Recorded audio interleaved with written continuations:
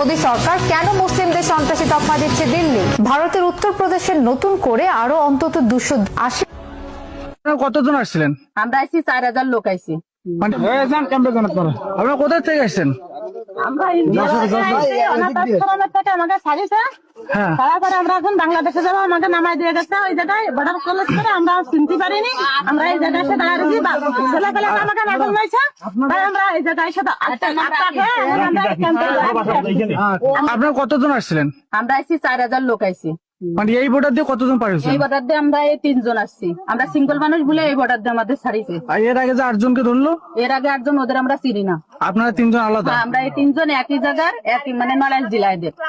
মানে ওই যে আমি তো ভাই মুসলমান না, আমি শুকরের মাংস খাই।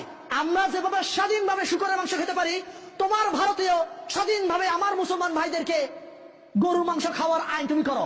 দেখি তোমার বুকের পাটা কত আছে।